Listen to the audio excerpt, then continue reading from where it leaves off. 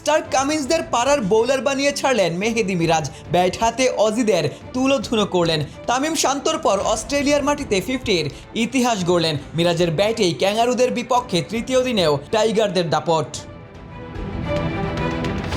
অস্ট্রেলিয়াকে মাত্র 198 রানে গুটিয়ে দিয়ে বাংলাদেশের পাহাড় সম স্কোর। প্রায় 250 রানের লিড নিয়ে সত্যিকার অর্থেই অস্ট্রেলিয়াকে চাপে ফেলেছে শান্তর দল। টানা তৃতীয় দিনে রাজত্ব করে কামিন্সদের কোণঠাসা করেছে। অজিমুলোকে ক্যাঙ্গারু বধের অপেক্ষায় টাইগাররা।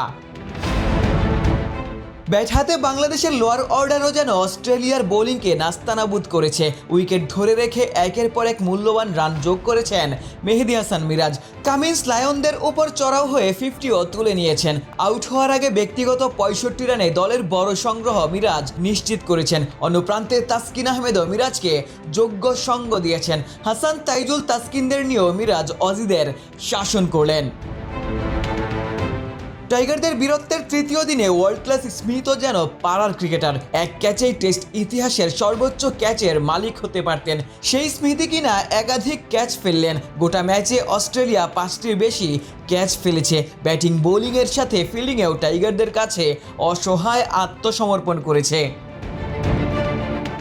হাসানের অবিশ্বাস্য বোলিংয়ে শুরু, এরপর তানজিদ তামিমের ইতিহাস। প্রথম বাংলাদেশি হিসেবে অস্ট্রেলিয়ার মাটিতে সেঞ্চুরির রেকর্ড। অভিজ্ঞ মমিনুলের কার্যকর ইনিংস, ক্যাপ্টেন শান্তর সাহসী ব্যাটিং।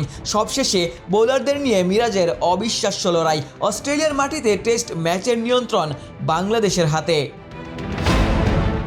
ডারউইনে এই মুহূর্তে অস্ট্রেলিয়ার লড়াই ইনিংস ব্যবধানে পরাজয় এড়ানোর। টাইগারদের সামনে ইতিহাসের সুযোগ। প্রথমবারের মতো অজিমুলোকে টেস্ট জয়ের সুযোগ। না, আপনি স্বপ্ন দেখছেন না, শান্তরা স্বপ্নকে বাস্তব করছেন। আশিক সারোয়ার, নিউজ 24।